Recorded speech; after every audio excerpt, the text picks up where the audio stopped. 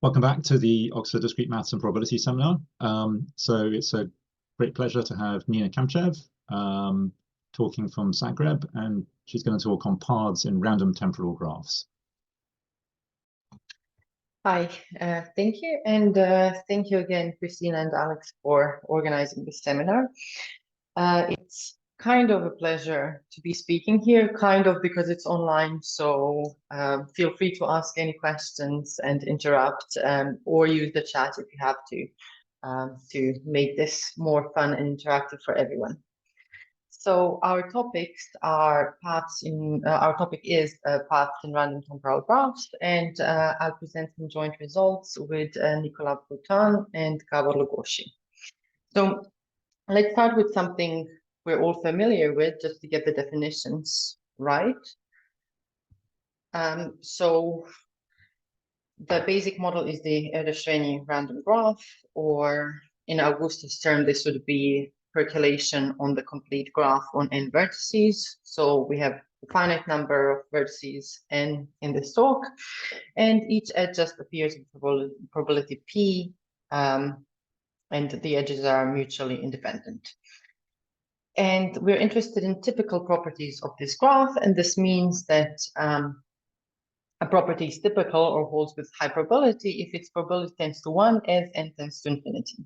So again, throughout the talk, n tends to infinity, this is number of vertices, and the probability p can and will depend on n.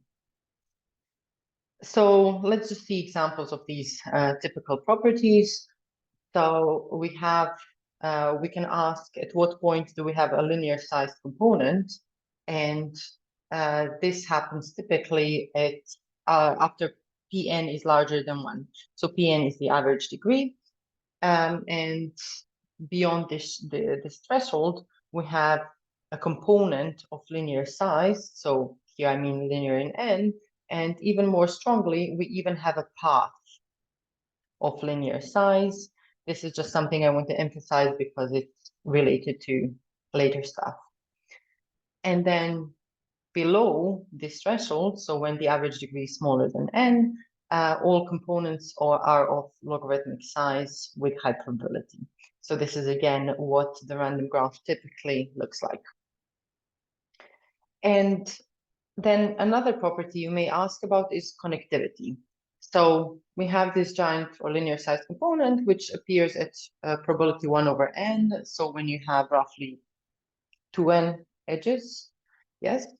And then you increase the probability, so you increase the density of the graph. And when does the giant component swallow up the whole thing? Well, this happens typically at probability log n over n. So we'll call that the connectivity threshold, and this is my informal definition of what I mean by threshold. And heuristic arguments for these two things are, this is now just on the side, but just as a warm-up, so heuristic arguments for these are, for the top one, for the phase transition, well, we can consider an exploration process from a single vertex and relate it to a Poisson branching process. And then this is the supercritical phase. So this is where this exploration process survives with positive probability. As for the connectivity, a good heuristic, or what actually happens is connectivity happens exactly when you have min degree 1. And min degree 1, you can easily compute that happens roughly at this probability. So that was just a digression, but it's just important that you understand that, again, n tends to infinity, and that we're looking at typical properties of this graph. So if there's any misunderstanding with these statements, please ask now. And otherwise, we will move on to temporal graphs. So one reason, only one out of many reasons that people study GNP is that they're interested in modeling real-life networks or processes. And then one feature you might add is temporal interactions. So processes you might study in a real-world setting are, for instance, information spreading or infection spreading. And these are all time-dependent processes because you have time-dependent interactions. And the transfer of information is just a sequence of consecutive interactions. So this is what we're going to model with these temporal graphs. So let's first start with just deterministic graphs. So a temporal graph is just a graph equipped with timestamps. So these timestamps or weights on the edges are just positive reals, and you can think of them as times when specific edges occur. And then a temporal path is a usual path in your graph, but now we also require that the weight increase along, or timestamps increase along this path. Again, the motivation for this is that if this path is to model spread of information, then the interactions, they need to happen one after another. And in this case, we point out the endpoints of the path, V0 and Vk, and we denote this V0 arrows Vk, or V0 reaches Vk if there is a temporal path from V0 to Vk. So I will mostly be talking about these temporal paths. If I forget the adjective temporal, it's an accident or interrupting. But notice that actually the timestamps themselves are too much information. They're not that relevant. What's relevant is the ordering of the edges. So you can, and sometimes it's useful, to forget the timestamps themselves and just consider the ordering induced on the edges, which then tells you all the temporal paths you need to know. Okay, and now we move on to the random model. And here, a random temporal graph has randomness both in the edges and in the timestamps. So one way to sample it is to take IID's weights or IID timestamps, and you can use, for instance, the exponential distribution. I'll explain this later. So this is the randomness on the weights, but then we also only look at the edges which occur before a certain time. So this is our cutoff time, and we look at all the edges which appear before this time, and we discard all the other edges. Now, why this specific threshold? Well, first of all, notice that this is asymptotic to P. So throughout this talk, P will actually be small. So this notation means just that these two functions are asymptotically equal, or their ratio tends to 1. And really, you can think of the cutoff time as being P. And why I chose this specific cutoff time? Well, it's so that the probability of each edge being present in E is exactly P. Okay, so this follows from the cutoff time. So the density of the underlying graph will be P in expectation. Okay, but now when we forget, if we're only interested in the ordering, then an alternative description of this model is just we have the edges of G and P, so the Erdős-Rényi random graph, with a random ordering or permutation on the edges. So let me just repeat that. And another way to sample this is just to look at the edges first. Each edge appears with probability P, so that gives us a G and P. And then we expose the ordering, but these weight functions just give us a uniformly random ordering. So I'll just write it for 2 edges. The probability that edge E appears before edge F is exactly a half, because they have exactly the same distribution and they are independent. So I have several remarks regarding this. So first of all, notice that the probability of these being equal is 0. So we'll ignore that for the rest of the talk. But then notice that we also could have used any other distribution. So here we've used exponentials for some reasons that'll become useful later. But actually, if you just put any distribution of the edges, as long as it's the same distribution, then you get this GNP with a random ordering. Okay. So is the definition of the temporal graph clear?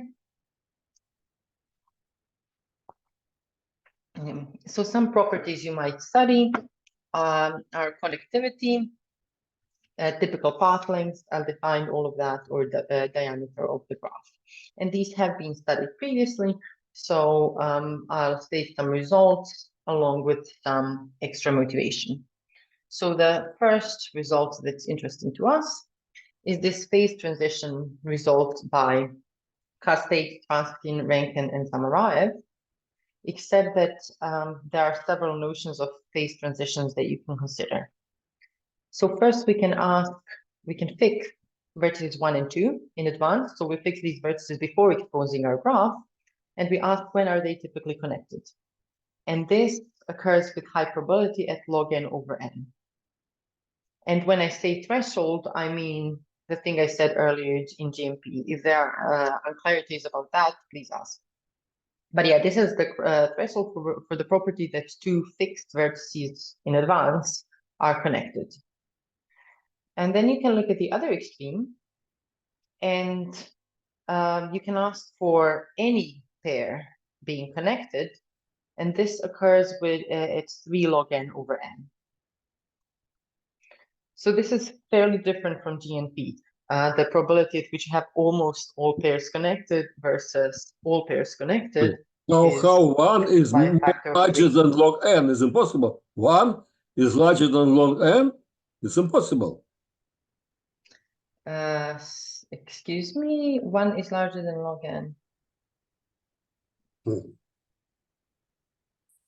Can you ask again? How?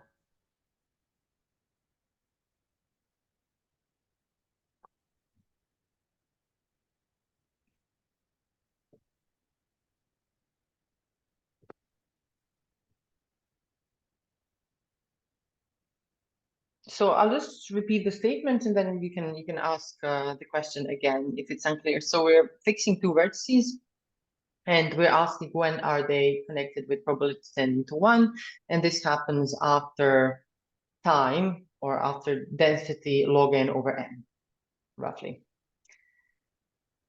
And then we can look at the middle property. So the middle property is if you fix a vertex in a head 1 and you ask when does it reach all other vertices, and this magically happens exactly in between 2 log n over n. So I drew this little light bulb here because for the specialists, it may remind you of another phase transition. This is the so-called Jansson model with the minimum weight paths. I won't make it explicit, but there are actually some similar techniques in these two problems. And one more remark about these vertices 1 and 2. So for me, 1 and 2 are really just shorthand for a typical vertex, because this property is equivalent to exposing the graph first and then asking, are most of the pairs or are typical vertex pairs connected? So yeah, 1 and 2 are just shorthand for a typical vertex. So this is a result of these orders, and it's fairly recent from 22. Yeah, question? Yeah, Nina, in the second theorem, are the inequalities the wrong way around? What is the second theorem that I haven't reached yet, or? Yeah, I'm just wondering if that's the issue. One, because you've got 1 greater than Pn, greater than than. Yeah, because it's Pn. Thank you. Sorry. Yeah, that must be the issue. So this is maybe n, because yeah, I'm looking at the average degree. So it's this. Okay, so we'll reach that in a second. I'm glad that you're asking this, because it means I'm not going too fast if people are ahead of me. So that's great. But yeah, so this was by far not the first paper studying such models. So just to name one, but again, there's a vast literature and they come under different names, such as gossiping protocols, and you can have variations like repeating labels, repeating edges and not repeating edges. So it's a bit complicated. But the one piece of trivia is that in the 70s, there were these 3 independent papers by Boyd and Steele, Hay, and Moon, all called random exchanges of information. So I don't know, maybe some of you are more familiar with the history of this.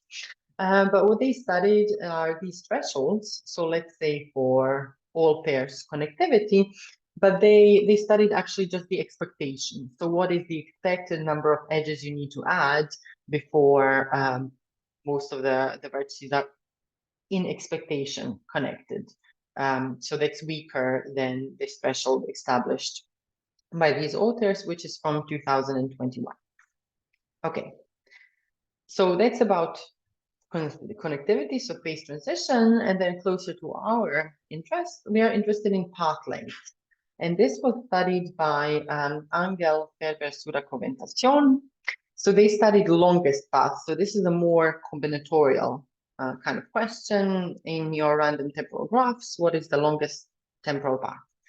And they found this to be EPN asymptotically. But under the condition that the average degree is much larger than log n and much smaller than n. And both of these conditions are necessary. We'll discuss the log n condition. This is basically our regime. So this condition certainly is necessary. And as for the upper bound, well, if Pn is say, so if your average degree is say half n, then you cannot possibly hope for a path of length En over 2, because this will be more than n. So certainly both of these are necessary. And then the question is, what does happen at the top and at the bottom range? And this was, by the way, also motivated by some combinatorial problems. So the kind of worst case. So throughout the talk, we're studying the average case, meaning random temporal graphs. But you can ask also, you can allow the adversary to give you labels rather than having random labels. And in this case, the question was asked 40 years ago by Hvatal and Komlosh and studied by a number of other authors. So yeah, that's another more kind of pure motivation for studying these problems. Okay, so again, we have studied these longest and shortest paths. So let's finally define the random variables we're interested in. So big L will be the longest path between two fixed vertices, U and V, and little l will be the shortest one, assuming that these paths exist. So I'll only use them if they typically exist. And then just a remark, so the result I've shown, it tells you about the maximum over all vertices U and V of this quantity LUV. So that's asymptotically EPN. Okay, so we've studied this regime when the average degree is close to log n, and that's the regime around the phase transition, and I'll try to make a case that it is a very interesting regime and to give you an idea of what's going on. So here's our first theorem. Again, our P is asymptotically log n over, like our average degree is constant log n, and then we have the maximum path length over all pairs of vertices and the maximum path length for fixed pair of vertices, and then also in between, once you fix one vertex, you ask for the maximum. So let me illustrate this because I think it's easier to see it from a picture. Okay, so here's the picture. So in the middle, we have this longest path from a fixed vertex. And this is like the result of Angel, Ferber, Sudakov, and Tassion. So just to draw the picture, starting from vertex 1, you ask what is the longest path, and it's roughly EC. And then you ask, well, for a typical vertex, so if I fix vertex 2, what is the longest path? And this will be typically beta, which is some smaller length.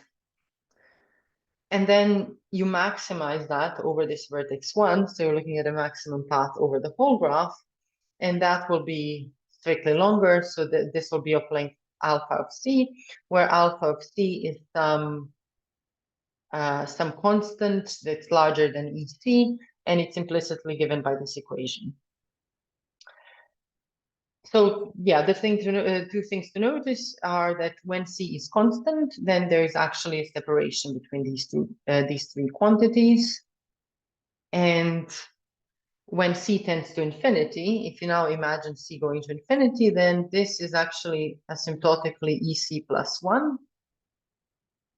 So in particular, these three quantities are all asymptotically equal for large C, and that kind of at least quantitatively explains the difference between these two regimes. So in the denser regimes, these coincide asymptotically. So now I'll just show you, using a first moment computation, why one might expect this. So let's put it here. Okay. So this is the main result that I want to talk about for the talk, and I'll try and give you some intuition, especially for 1 and 2. And this also answers some questions that the previous authors asked. But we have to begin with the basic first moment method. So where did these constants come from in the first place? So now I'll pretend that I'm at least showing one proof during this talk. So to try and estimate this maximum path length, we do the natural thing. We compute the expected number of these paths. So if we call this random variable SKUV, that's the number of paths of length k between specific vertices, and then you can compute its expectation. So for each fixed sequence of vertices, so that's V1 up to Vk, the probability that it does form a temporal path is p to the k divided by k factorial. That's exact. So p to the k, because all the k edges need to be in the graph, and then 1 over k factorial, because we need to have the correct permutation, and they are uniformly random. And then we can use linearity of expectations. So we sum that over all the possibilities for the vertices, including v0 and vk, and this ends up being n to the power k plus 1. And then when you simplify this, it ends up being NEP over K to the power K, just using Stirling's formula, times another factor of N. So there's just the first moment computation. And with this computation, I just want to demonstrate two things. So one is that this is where these three equations come from. You don't have to check this, but you have an extra factor of n. So yeah, sorry, one thing I should mention is that then between these three quantities, so maximum over all vertices, maximum over one vertex, and path length between two vertices, there's a difference of a factor of n. So here we have a factor of n, here we have a factor of 1, and here we have a factor of 1 over n. And these factors are actually what make a difference in the asymptotic length. So then looking at the graph, the difference between these three curves comes from a factor from this factor of n. So that's one thing I want to show. And the second thing I want to point out is that if you're used to this kind of computations, you might be able to see that when NP is much larger than log n, then these are all asymptotically equal. And now I'll just say speedy explanation, but you don't need to follow this. So when NP is much larger than log n, so also the k, the kind of longest path, is much longer than log n, then this term decays faster than any polynomial, and therefore this factor of n does not make any difference. So again, this is just demonstrating the difference between this result and the result of Angel Ferber Sudakov and Tassion, where we just have EPN asymptotically.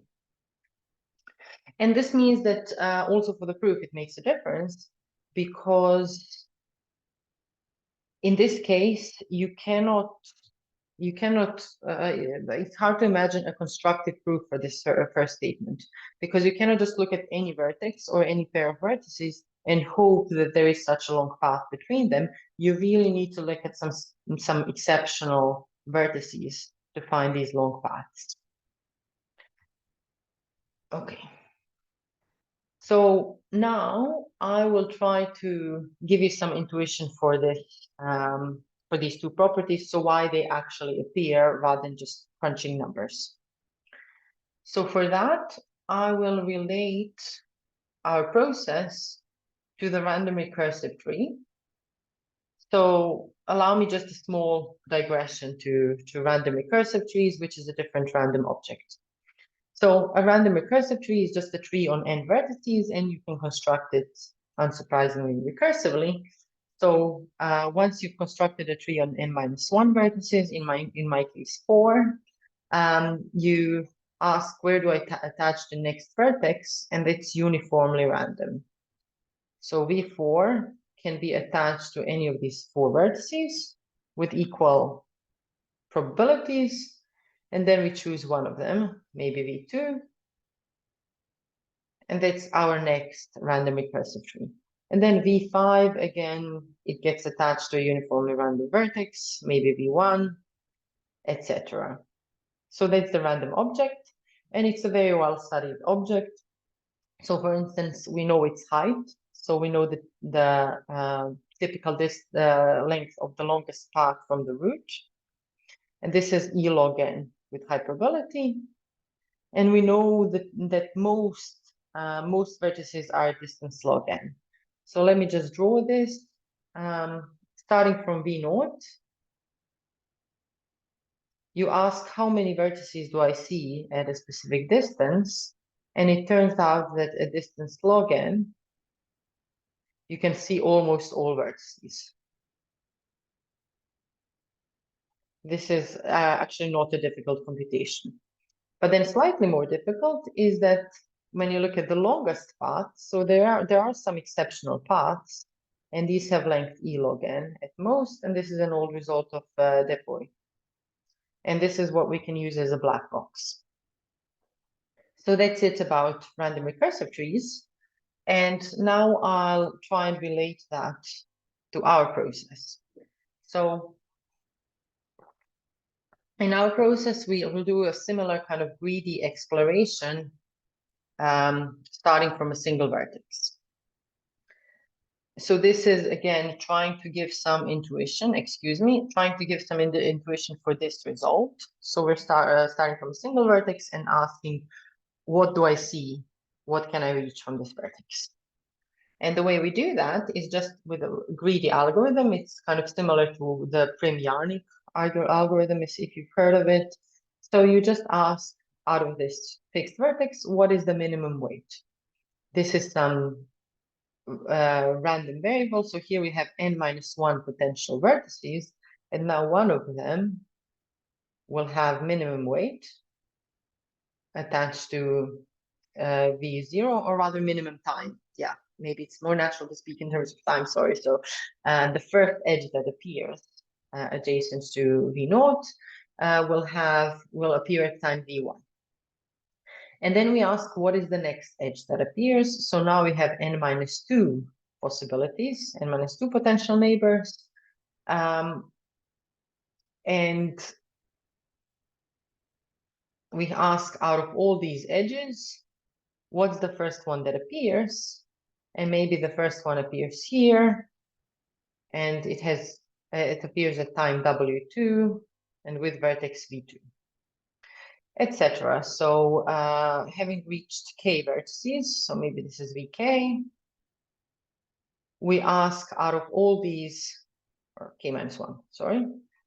So out of all these k vertices, we ask what is the earliest edge that appears, and we give it weight wk and call the vertex vk. So this wk is a random variable, and it's some random time of appearance of the vk of the kth vertex in this exploration process. So now we're interested in two questions. One is, what is the distribution over these times, because that will tell us how long we have to go until we see almost all vertices. And the second question is, what is the shape of this tree that we are building? So regarding the distribution of labels, I won't go into very much detail, but here is where we are using actually the exponential distribution. So assuming that we know time k minus 1, so assuming that we know when vertex k minus 1 appeared, the distribution of the next one is just shifted.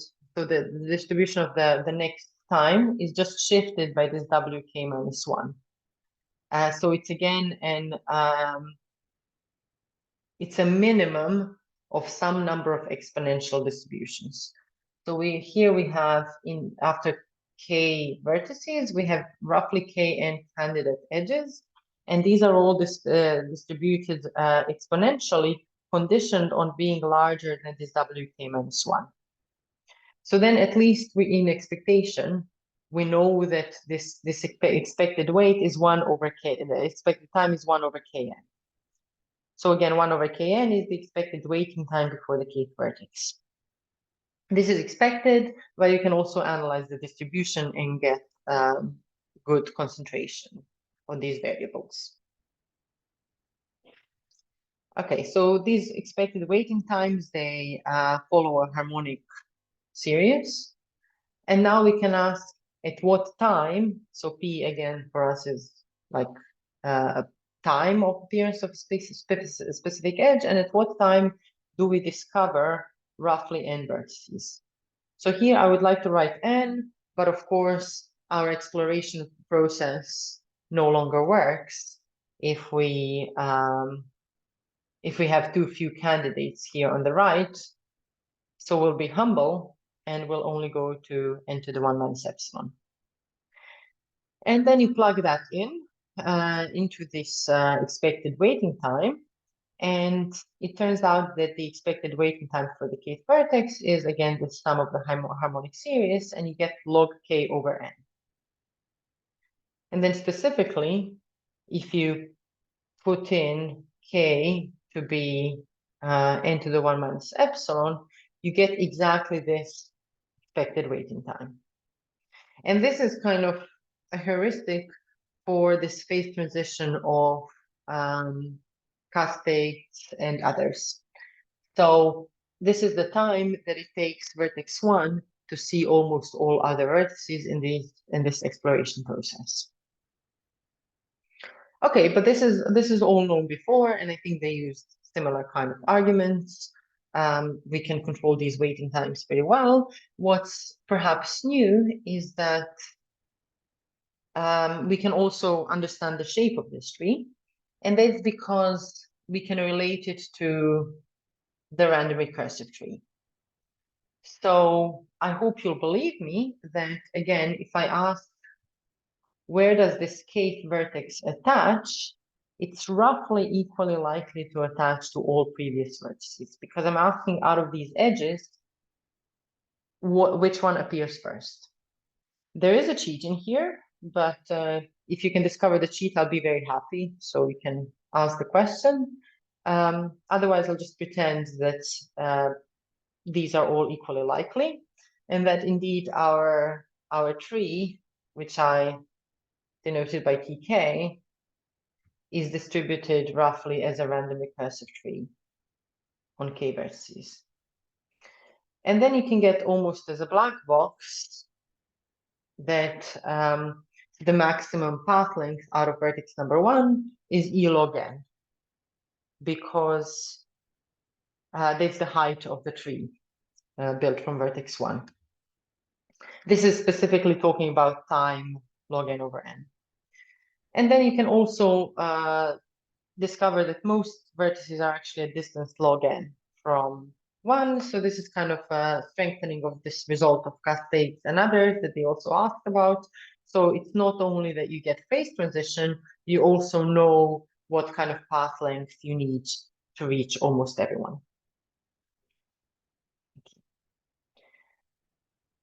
But this actually also gives us a heuristic for the longest path. Now, this is impossible to formalize, at least as far as I'm aware, but you can at least play the game. So you can ask now I'm interested in, again, maximizing over this vertex 1. So what is the maximum path length over all vertices? So there's the alpha log n. Alpha was this constant that was bigger than e. And it turns out that that's the maximum height of n IID copies of this random recursive tree, T of n. So in other words, you grow n copies of the random recursive tree, and you pick the largest one, maybe this one, and this will be alpha log n with high probability. So going back to our graph, it is kind of believable because indeed we do have out of each vertex, we have a random recursive tree. They're just very far from being independent, and we can't possibly pretend that they are. But I think it's a nice explanation. Okay. So I've been a bit fast, so I even have time to tell you about the proof for this. I hope I haven't been too fast. So I'll just skip to that.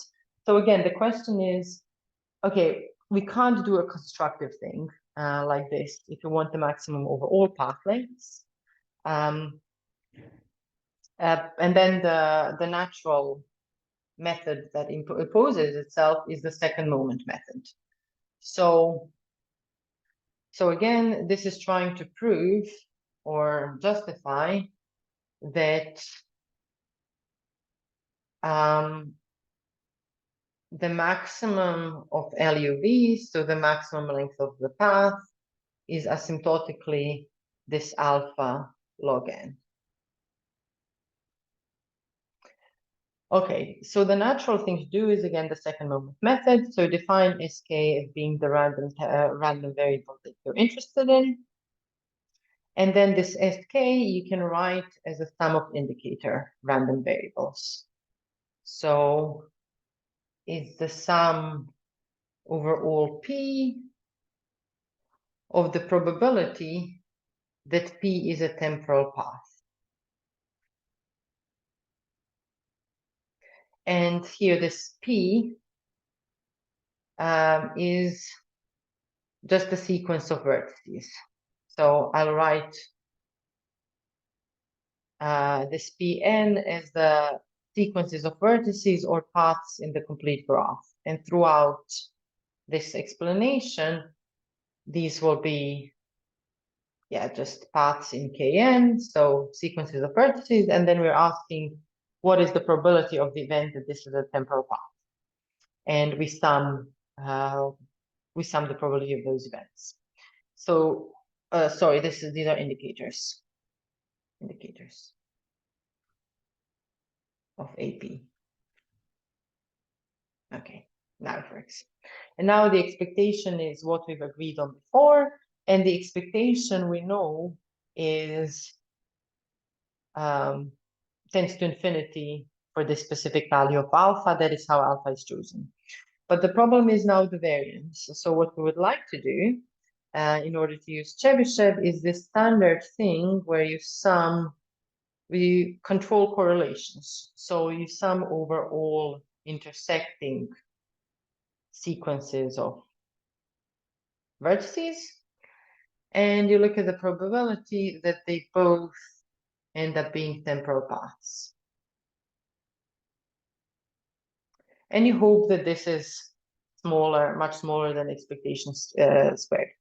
But this is actually really wishful thinking, because this is just a really bad way of looking for long paths. So also in GNP, you just don't do this because there's too much correlation. So if you have a path P and a path Q, and you know that this one is a temporal path, so the weights on this one are increasing, that of course makes the labels on Q more likely to increase. So there's just too much correlation. So then there comes the twist. Otherwise, I really wouldn't be talking about the second moment method here now. And the twist is to restrict to certain special paths. So the idea is that if you do have this kind of delta, so this configuration of paths that that intersect heavily, you want to pick one of them. You somehow want to pick a special one, maybe this one. But the problem is you need to be able to do that just by looking at the path itself. You cannot kind of expose the whole graph and then count some special paths. So this is the main idea. So we'll define some smaller event. We'll define some events that BP is a special path, which I'm about to define. And that will be a sub-event of AP, but it'll still be likely enough. And what are these special paths? Well, they have two properties. So this is the definition of a special path. One is, well, we require them to be of length alpha log n just because that's our aim, but it's not necessary. So one requirement is that the weights of the edges on this path, they increase linearly. So here, this WEI denotes the time, or like the appearance time of the ith edge. So we require this kind of linear growth of weights. And this can be shown to be likely because if you do have an increasing path in this model, it is likely to be increasing linearly. Of course, you need to specify errors, but it is a likely property. And specifically, the rate you need is 1 over alpha n, because you're looking at a path of length alpha log n, and this is the time interval. So just, you know, coefficient of direction stuff gives you the rate of the slope of this line is just the rate of increase of the path. And here, let me emphasize, because it's a bit confusing, that longer paths. Log n over n. Sorry? Isn't the time c log n over n? You're at p Yeah. c log n over n. Thank you for following. Yes. So the time, now I'm talking specifically just to be, to make things simpler, I'm looking at time log n over n, but this can be extended to arbitrary c. Yeah, just to avoid numbers. Yeah. So in this specific case, yeah, one thing I wanted to remark is that longer path means slower increase. So longer path means that this rate is rather small, unexpectedly small. And this is actually what we're using in the proof. And the other property that we require is that the branches of P increase at a smaller rate.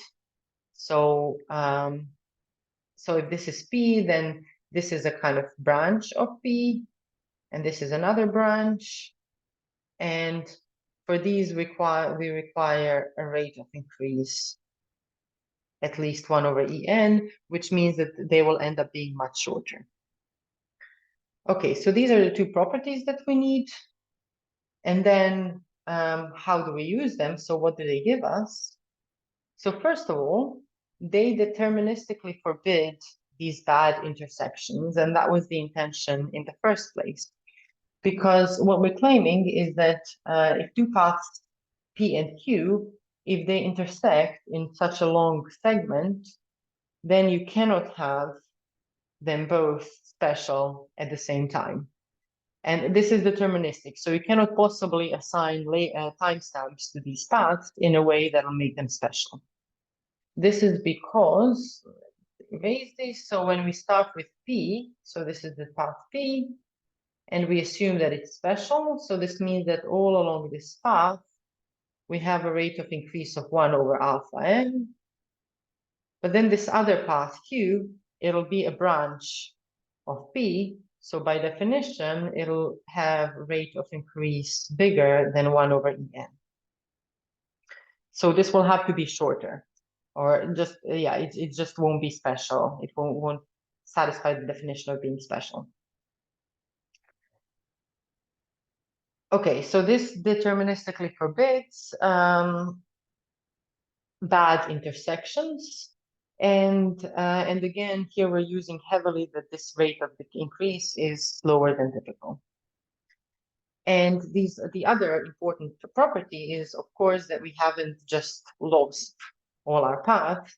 So these are still expected to appear. In other words, what you can actually prove is that condition on the path being temporal. So you first expose the graph and the ordering of the edges, and you know that the path is temporal, and then you expose the timestamps, and this event happens with a positive probability. So yeah, this then implies that the expected number of special paths is tends to infinity. So this inequality, yeah, it gives us a large expected number of special paths.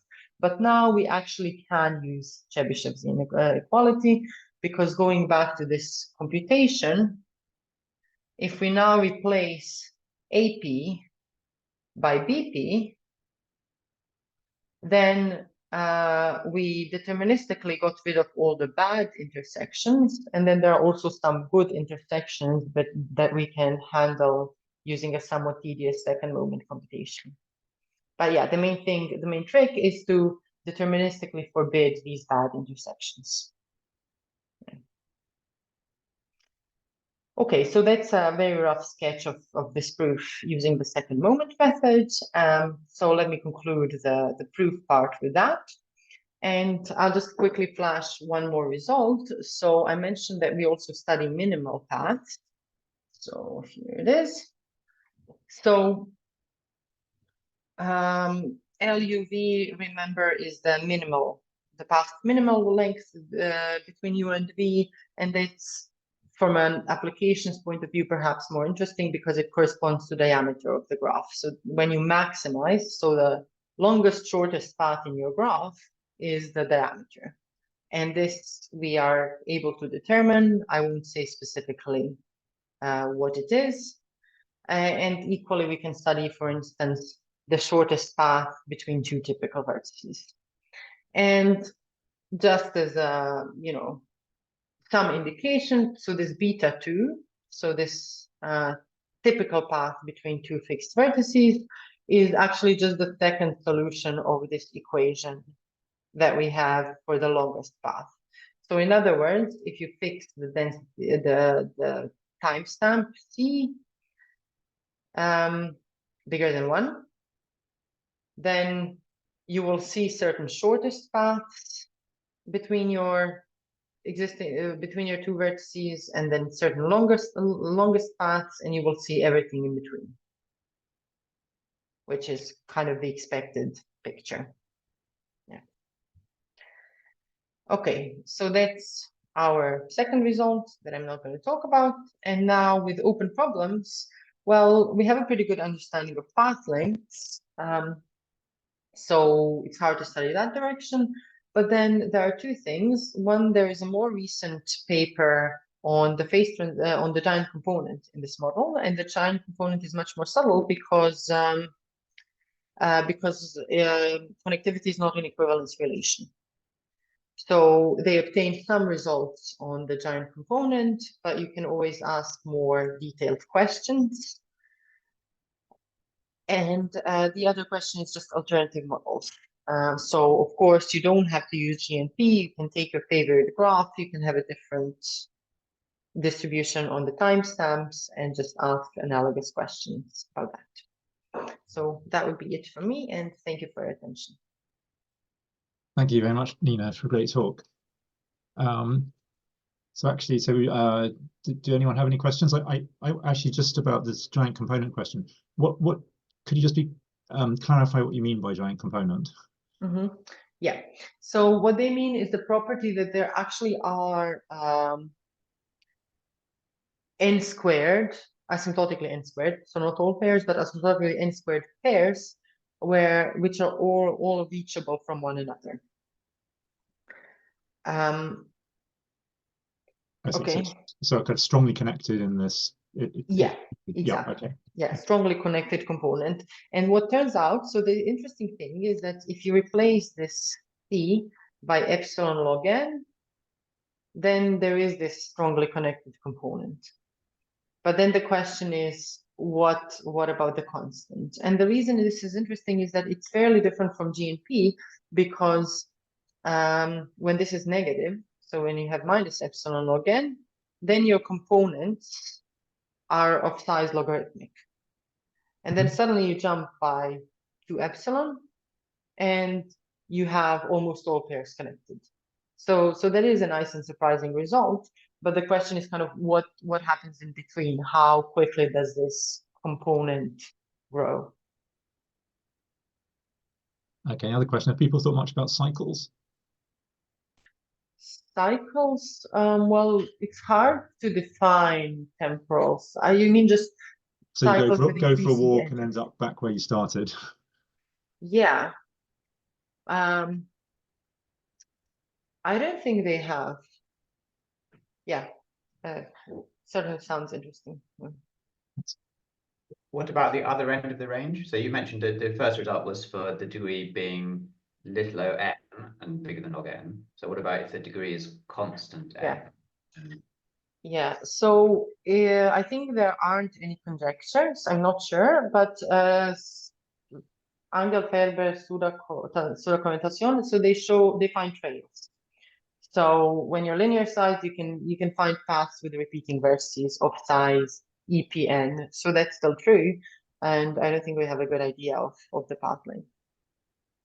I think there's something right at the top. So if p equals 1, there's something about a path of length n minus 2 or something. That's also a trail. Yeah. So again, when in this, I think this is what you mean. So in this worst case question, so when you allow the adversary to assign labels, there's a result that tells you that you always have a trail of length n minus 1. I think there's also something about the random thing. So random order on the edges of the complete graph, and you can't quite get a Hamilton path, but you can get almost or something. I only half remember this.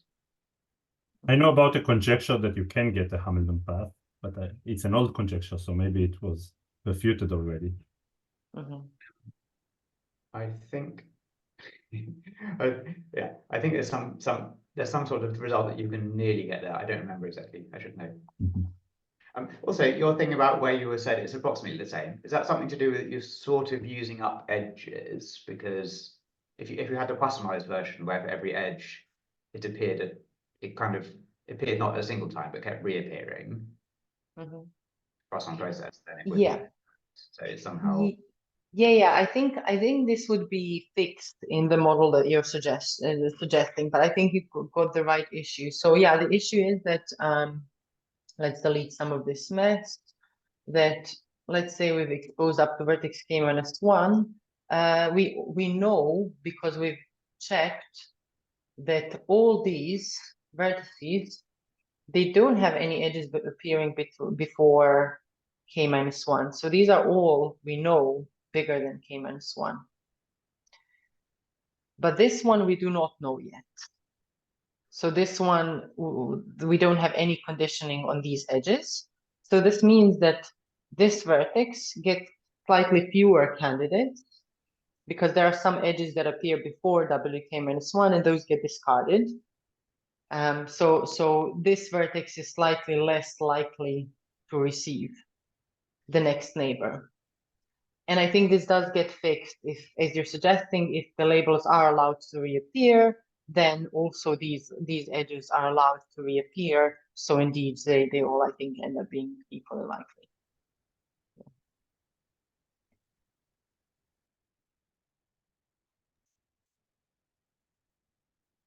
Okay, so I propose I'll stop the recording if I can figure out how to do it. There we go.